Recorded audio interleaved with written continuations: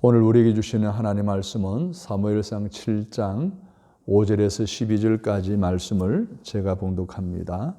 사무엘이 이르되 온 이스라엘은 미스바로 모이라.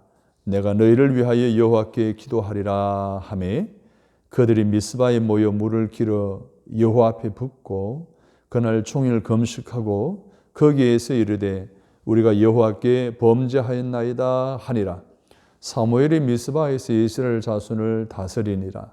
이스라엘 자손이 미스바에 모였다 함을 블레셋 사람들이 듣고 그들의 방백들이 이스라엘을 치러 올라온지라. 이스라엘의 자손들이 듣고 블레셋 사람들을 두려워하여 이스라엘 자손이 사무엘에게 이르되 당신은 우리를 위하여 우리 하나님 여호와께 쉬지 말고 부르짖어 우리를 블레셋 사람들의 손에서 구원하시게 하소서 하니 사무엘이 젖먹는 어린 양 하나를 가져다가 온전한 번제를 여호와께 드리고 이스라엘을 위하여 여호와께 부르짖음에 여호와께서 응답하셨더라. 사무엘이 번제를 드릴 때에 블레셋 사람이 이스라엘과 싸우려고 가까이 오매 그날에 여호와께서 블레셋 사람에게 큰 우레를 발하여 그들을 어지럽게 하시니 그들이 이스라엘 앞에 패한지라. 이스라엘 사람들이 미스바에 나가서 블레셋 사람들을 추격하여 뱃갈 아래 이르기까지 쳤더라.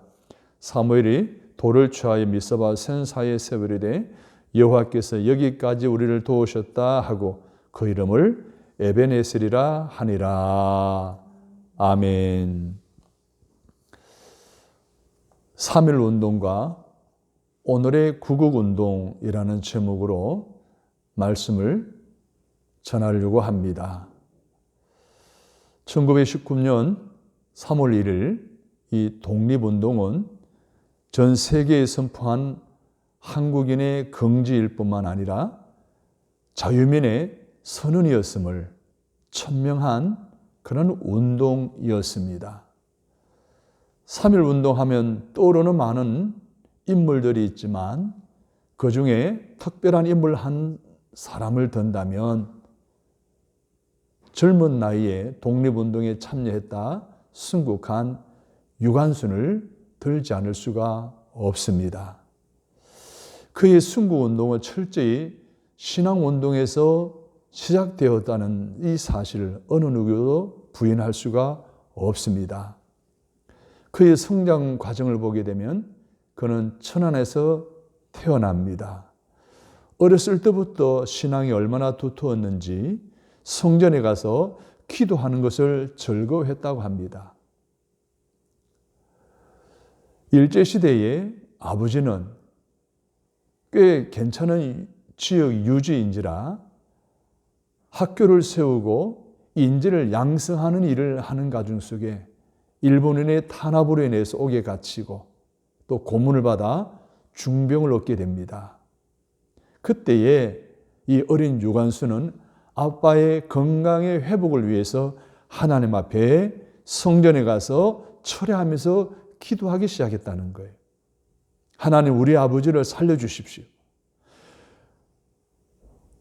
그의 기도를 들으신 하나님께서 어느 날 밤에 유관순에게 음성을 들려주셨습니다. 내 기도를 들었다. 내 아버지를 살려주겠다.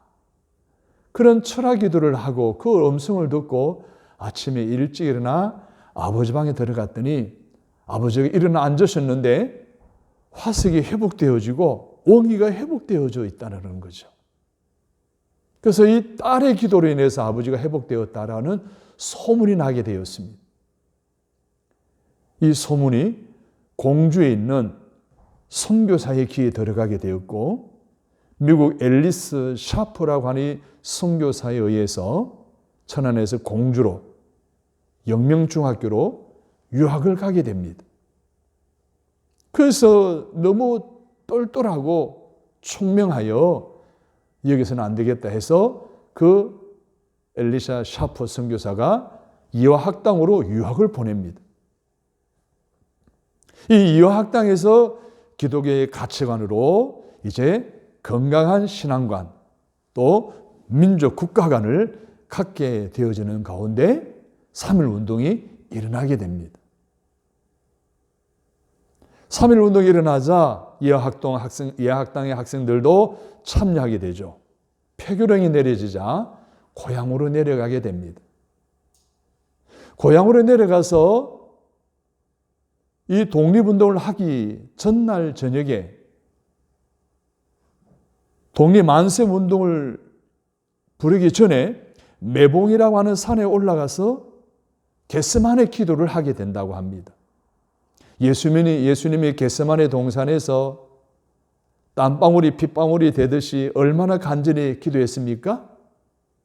그 예수님처럼 나라 민족의 구국을 위해서 간절히 기도하고 이제 천안에 있는 아우니의 장터에서 독립만세운동을 일으키게 됩니다. 그 운동 가운데 현장에서 아버지와 어머니는 일본군의 총검에 의해서 순국하고 오빠도 잡히고 관순이도 잡혀 재판에 넘어가 7년의 형을 받게 됩니다. 이 민족을 구원해 주십시오. 이 민족의 자유의 나라가 되게 해 주십시오 라고 간절히 기도한 이후에 그가 독립운동에 참여하게 되었고 그 가진 고문과 그 고통 속에서도 그 애국심, 그 신앙심으로 버티고 이겨내는, 그래서 감옥에 들어가서도 끝까지 기도와 찬송과 독립만세를 외치고 불렀다고 합니다. 그래서 이렇게 말했다고 합니다. 나는 기도가 애국이고 찬송이 애국이고 독립만세가 애국이다 라고 말입니다. 그를 부르짖는 그 입을 막기 위해 일본 군사들이 많은 노력을 했지만 그는 이렇게 했다고 합니다. 나는 죽는 날까지 대한민국의 독립을 외치다 죽을 터이니 내 입은 막지 못하리라 라고 말을 했다고 합니다. 그래서 그는 끝까지 감옥을 기도원으로 삼았고 감옥을 교회로 삼았고 감옥을 독립만세 운동의 현장으로 삼았다는 것입니다. 결국 풀려나지 못하고 고문에 못 이겨 18세 어린 나이로 순국하게 됩니다. 그는 죽었지만 민족을 사랑하는 신앙심을 바탕으로 한 그 애국심이 유관순으로 하여금 지금 오늘 이 민족의 우리 백성들의 가슴속에 타오르고 있다 해도 과언이 아닐 것입니다. 이 유관순의 기도운동, 찬송운동, 독립만세운동의 정신이 오늘 102주년이 지난 이 시대를 살아가는 저와 여러분의 구국운동에 가슴 깊이 뿌리 내리도록 하는 저와 여러분이 되었으면 좋겠습니다. 그리스도인이 자기가 태어나고 몸담고 있는 그 나라와 민족을 위해 사랑하고 내 나라 민족을 위해서 기도하는 것은 어떻게 보면 당연한 것이며 성경이 가르치는 교훈임에 틀림이 없습니다. 우리의 영원한 모델이시고 스승이신 예수님께서는 평생을 33년 동안 사시면서 나라와 민족을 위해서 염려하시고 나라와 민족을 위해서 기도하셨던 분이심을 성경을 통해서 쉽게 찾아볼 수가 있습니다. 예수님은 유대인으로 태어나셨습니다. 유대인으로 사셨습니다. 유대인으로 죽으셨던 것입니다. 그래서 그의 가슴속에는 조국 이스라엘을 사랑하는 민족심이 있을 뿐만 아니라 또한 전 세계를 하나님의 나라로 품는 애국심에 불타 있었다는 것입니다. 그러게 예수님은 땅에서는 이스라엘의 애국자요, 넓은 의미에서는 전 세계를 가슴에 품은 하나님 나라의 애국자였다는 것을 어느 누구도 부인할 수 없는 사실이었습니다. 그래서 예수님은 자기 민족을 얼마나 사랑하셨는지 언제나 조국을 잊지 않았고 이 조국을 위해서 기도했다는 것입니다. 사랑하는 여러분, 우리도 우리의 스승이시고 모델이신 예수님처럼 나라와 민족을 위해 기도할 수 있기를 주님의 이름으로 바랍니다. 오늘은 1919년 3.1 운동이 일어난 지 102년이 되는 해입니다. 오늘 3.1절 기념 주일로 지키고 있는데 우리는 이 3.1 운동의 배경에 대해서 다시 언급하지 않을 수가 없습니다. 이 3.1 운동, 만세운동, 이 독립운동이 일어나게 되는 대표성을 가진 사람이 33인인 거 아시죠? 그 33인 중에 개신교 지도자들이 17명이었다고 합니다. 절반이 넘었습니다. 그 17명 가운데 감리교 목사님들이 무려 7명이 참여했다는 거예요. 이필주, 김창준, 신흥식, 신석구, 오화영, 정춘수, 이 감리교 목사님들이었습니다. 그리고 그 독립선언서를 보게 되면 얼마나 비폭력적이고 양심적이고 신앙적으로 잘 되어졌는지 감탄하지 않을 수가 없는 그런 내용임을 우리는 이제 학창시절에 이미 다 배워 잘 알고 있습니다. 누구보다도 그리스도인의 애국이야말로 진정한 애국이라고 해도 과언이 아닐 정도의 신앙의 선조들이 이 3.1 운동의 그 배경에 깊이 뿌리를 내리고 있다는 사실을 기억하고 위대한 신앙의 선조들의 그 애국심, 그 구국정신을 이어받아 오늘 이 시대를 사랑하는 저와 여러분들이 나라를 구하는 진정한 애국운동이 무엇인가를 오늘 말씀을 통해서 배우고 오늘 이 시대의 구구운동, 오늘 이 시대의 애국운동에 동참하는 믿음의 결단이 있는 저와 여러분이 되시기를 주님의 이름으로 축복합니다.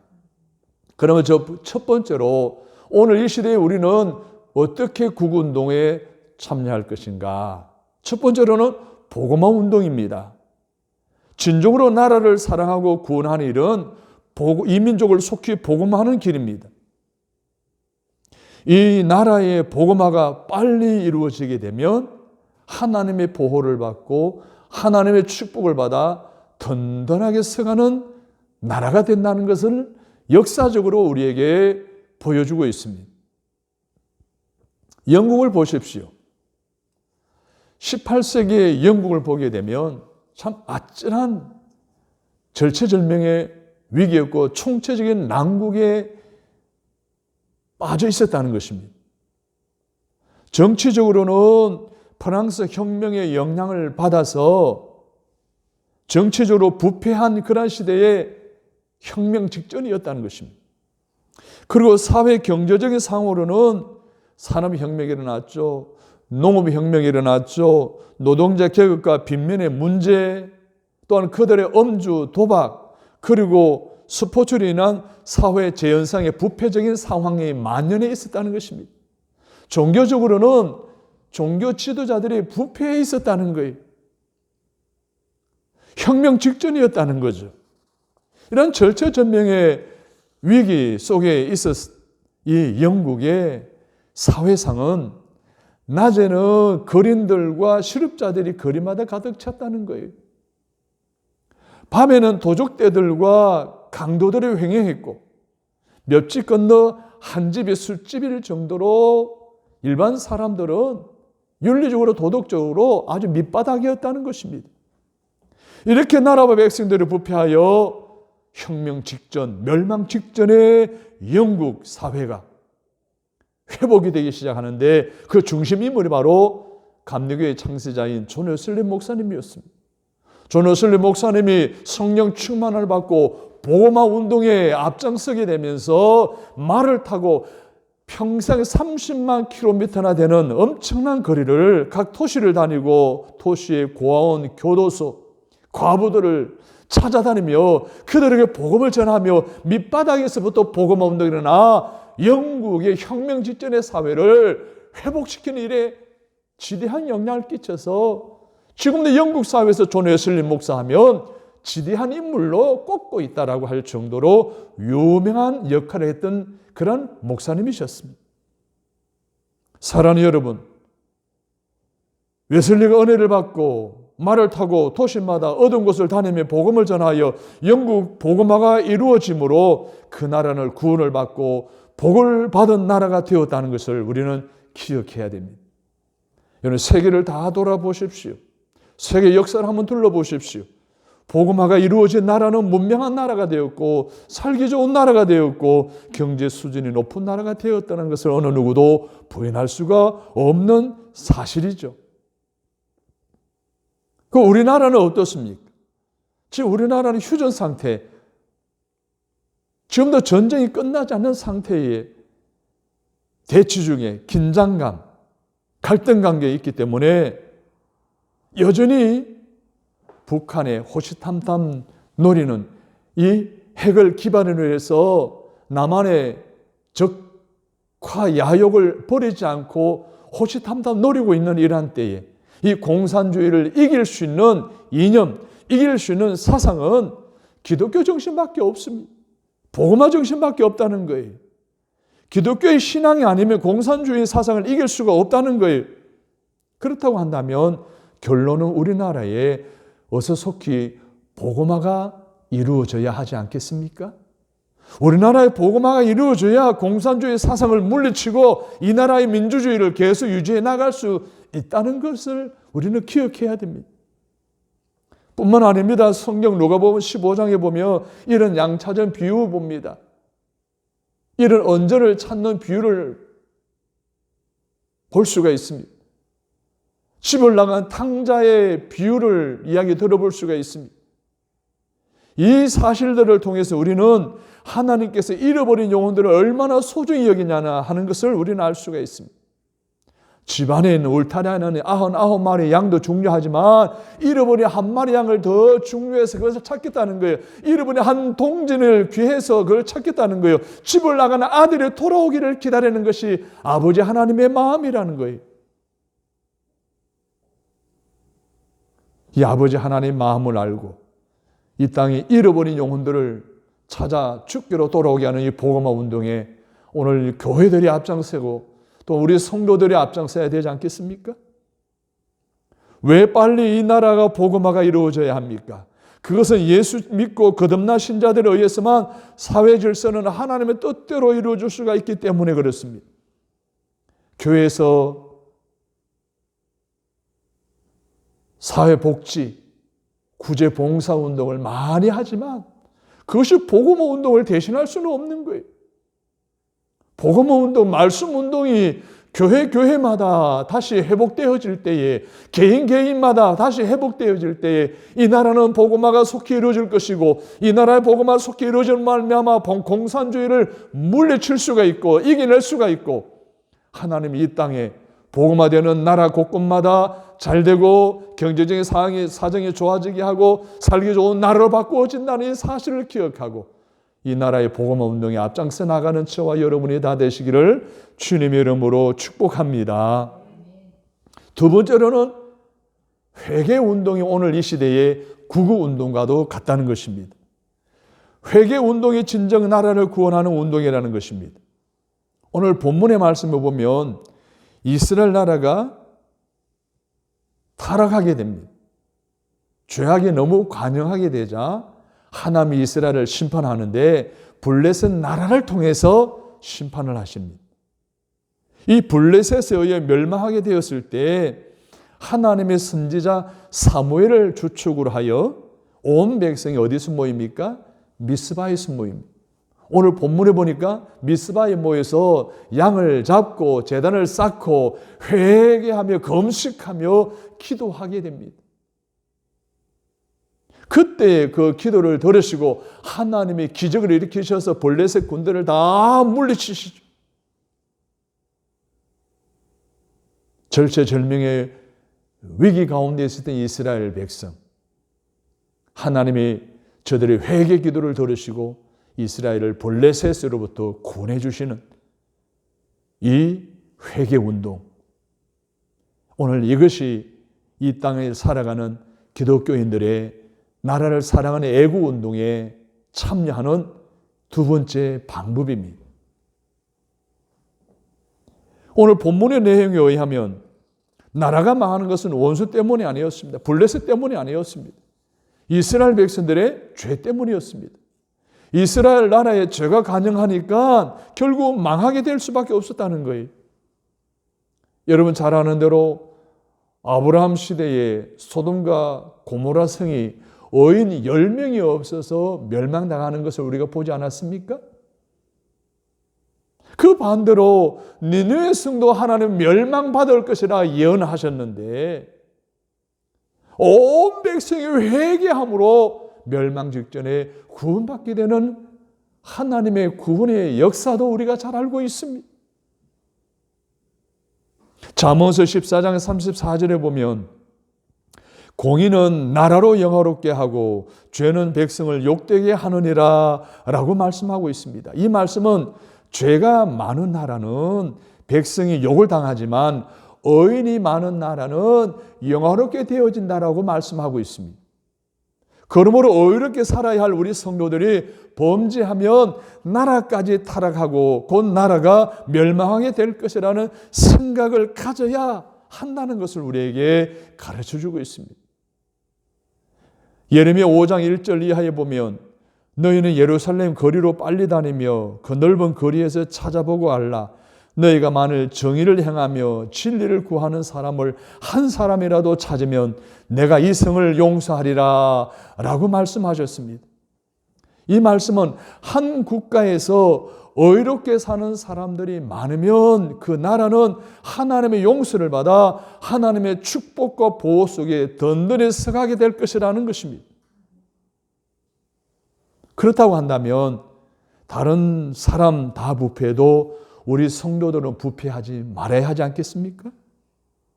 혹 신자들이 부패하여 죄에 물들어도 우리 거룩한 소망교회와 이 설교를 듣는 모든 성도들만이라도 하나님 앞에서 바르게 살 때에 하나님의 긍휼하신 은혜 가운데 보호를 받고 축복 속에 이 나라가 회복되어지지 않겠습니까? 하나님의 복된 나라로 세워가실 줄로 믿으시면 아멘 하시기 바랍니다. 저와 여러분 그리고 우리 교회를 통하여 회개운동이 지역적으로 사회적으로 전국적으로 퍼져나갈 수 있게 되기를, 그래서 전 그리스도인들이 이 구구운동에 동참하는 그런 놀라운 회개운동이 일어나게 되기를 주님의 이름으로 축복합니다. 세 번째로는 기도운동입니다. 성경의 에스더서에 보게 되면 이런 이야기가 나옵니다. 파사 제국에 살던 유대인들이 하만의 계계로 하루아침 몰살당할 위기에 처하게 됩니다. 그때 모르드게와 에스더 왕후의 기지를 통해서 유대인들의 금식 기도가 함께 동참함을 통해서 그 위기 가운데서 구원을 받게 되는 이야기가 나옵니다. 모르드게, 에스더 왕후, 그리고 노예로 잡혀갔던 많은 유대 백성들이 함께 금식하면 죽으면 죽으리라 하고 기도했을 때 그 기도가 하나님 감동케 하셔서 하나님이 당시 아하수에로 왕의 마음을 바꾸어서 에스더 왕후의 간청을 들어주게 되었고, 모르드게를 목에 달려고 했던 긴 장대에 궤락을 품었던 하만의 목이 잘려 장대에 매달리게 되는 하나님의 승리 역사를 이스라엘이 경험하게 됩니다.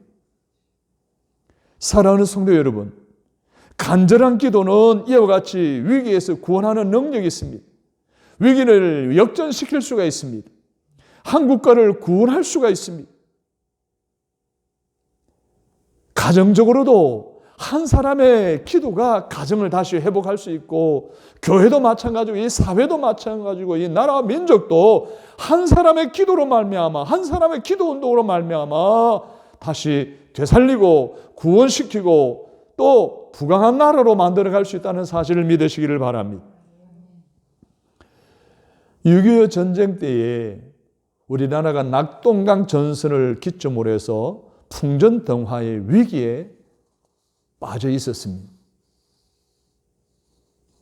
이제 여차하면 낙동강 전선이 무너지면 임시정부 청사가 있는 부산이 함락되어지고 결과 이 나라는 적화가 될 수밖에 없었습니다. 그런데 유행문의 공군이 이제 참전하게 됩니다. 공군이 우세한 그런 상황에서 문제가 생겼습니다. 날씨가 기후가 받쳐주지 않는 거예요.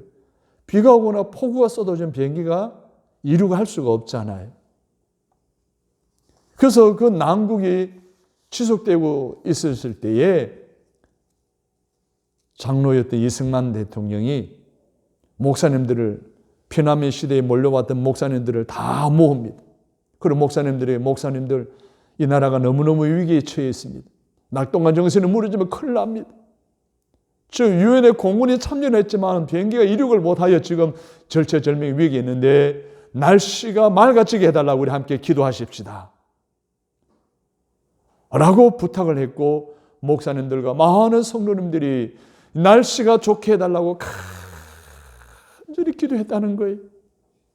그 기도를 들으신 하나님이 갑자기 구름이 물러가고 햇빛이 쨍쨍한 날씨로 바뀌어지면서 비행기는 이륙하게 되었고, 낙동강 전선 북진지를 다 쑥대밭으로 만들면서 위기를 극복하고 있는 상황 속에 여러분 잘 아는 대로 메가더 장군이 인천 상륙작전에 성공하기 이르르죠. 그래서 서울이 수복되어지고 전쟁을 성대로 이끌게 되는 결과를 가져오게 되었던 데는 바로 기도운동이 있었던 거예요. 이게 잘 알려지지 않은 이야기지만은 많은 그리스도인들에게는 너무나 잘 알려진 이야기예요. 나라가 어려울 때마다 이 교회는 기도합니다. 많은 그리스도인의 나라 민족을 위해서 기도합니다. 지금도 이 코로나 팬데믹 현상 속에 어려움을 당하고 있는데 예배를 제대로 드릴 수 없는 상황 속에서도 개개인의 그리스도인들이 골방에서 얼마나 기도합니까? 그들의 기도가 있는 한 이 나라는 쓰러지지 않습니다. 무너지지 않습니다. 하나님 그 기도 들으시고 이 나라를 팬데믹 상황에서 빨리 벗어나게 할 것이고, 이 나라를 다시 하나님 든든히 일상으로 돌아가게 하셔서 모든 상황들이 회복되게 하실 줄로 믿습니다. 그래서 우리는 사도 바울이 제자인 디모데를 통해서 이런 말씀을 했습니다. 디모데전서 2장 1절 이하에 보면 모든 사람을 위하여 간구와 기도와 도구와 감사로 기도하되 임금들과 높은 지위에 있는 모든 사람을 위하여 하라. 이는 우리가 모든 경건과 단정함으로 고요하고 평안한 생활을 하려 함이라 라고 했습니다. 우리가 기도를 하는데 임금들을, 대통령을, 위정자들을 위해서 기도하는 거예요. 높은 사람들, 여러 각계각층의 지도자들을 위해서 기도하라는 거예요. 그렇습니다. 오늘 우리나라가 정말 우리 그리스도인이 애국하는 것은 바로 이 위정자들을 위해서 기도하는 운동을 함께 해 나갈 때에 이 나라를 위해 애국하는 것임을 여러분이 기억하시기를 바랍니다. 그렇습니다. 그리스도인들이, 대통령과 위정자들이 나라를 자유민주주의 국가와 자유시장 경제 체제로 이끌어갈 수 있도록 하나님께 간절히 더 기도해야 합니다. 현 정부를 헛떨고 비방하기 좋아하는 불신풍조 대신에 정말 나라를 사랑하는 마음으로 대통령과 정치 지도자들을 위해서 기도해야 할 줄로 믿습니다. 따라서 합니다. 기도하는 자가 진정한 애국자입니다. 매년 초에 조찬 기도회를 합니다. 국가 조찬 기도를 합니다. 그러면 대통령 영부인, 대통령 부부를 모시고 각계각층을 모시고 이제 기독교 지도자들과 함께 많은 기독교인들이 모여 기도합니다. 하나님이 세우신 이 대통령을 통해서 이 나라가 정말 건강하게 바르게 세워져 가도록 위해서 간절히 기도하죠. 이 나라가 잘못되지 않도록 대통령에게 하나님 지혜를 주십시오라고 기도하는 그 자리가 바로 조찬 기도의 자리 아닙니까? 그래서 하나님이 그들의 기도를 들으시고 이 나라를 하나님의 천군천사의 불마차를 보내어 악의 무리로부터 지켜주실 것을 믿고 기도하는 자리가 바로 조찬 기도입니다. 우리나라는 세계 기독교 역사상 유례없는 새벽 기도하는 나라입니다. 철학 기도하는 나라입니다. 금식 기도하는 나라입니다. 이 기도 운동은 바람직한 오늘 이 시대에 살아가는 저와 여러분의 구국운동을 기억하시고 기도운동에 함께 동참하시기를 주님의 이름으로 바랍니다. 마지막 오늘 이 시대의 구국운동은 선교운동입니다. 일찍이 선교운동이 일어나서 세계 만방에 복음을 전한 나라는 문명하고 잘 사는 나라가 되었습니다. 땅끝까지 세계 모든 민족에게 복음을 전하는 것은 가장 긴급한 하나님의 명령이기도 합니다. 그런데 복음을 받고 구원을 받으면서도 선교의 사명을 다하지 못한 나라들은 어떻게 되었습니까? 초기 유럽을 한번 볼까요? 사도 바울의 선교로 인해 유럽이 복음화되어집니다. 기독교 국가들로 세워지게 됩니다. 부강한 나라가 되어집니다. 그런데 그 유럽이 선교에는 뒷전이었습니다. 안으로만 만족함을 누리며 살아가는 유럽 국가들이 밖으로는 선교하지는 않았습니다. 그래서 하나님이 그 유럽 나라들을 게르만 민족의 침입과 몽고적인 침입으로 멸망당하게 만들지 않습니까?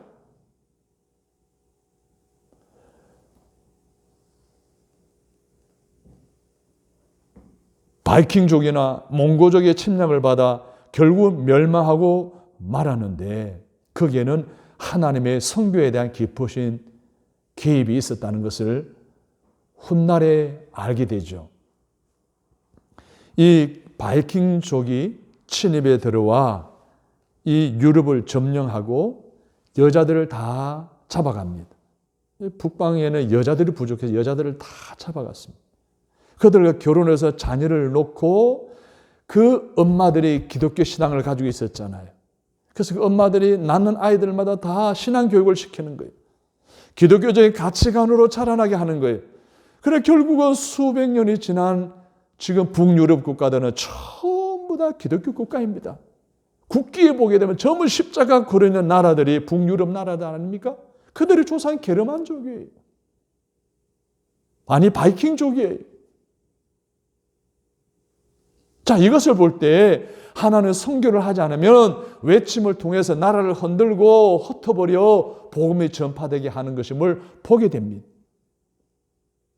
사랑하는 여러분, 하나님은 세계 역사 가운데 보게 되면 세계 선교 이 지상 명령을 잘 수행하면 정치적으로나 경제적으로나 하나님이 지켜주시고 축복해 주셨지만 선교 사업을 하지 않고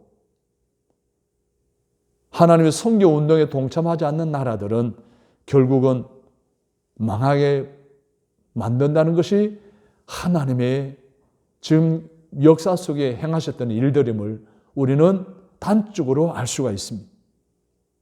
사랑하는 여러분,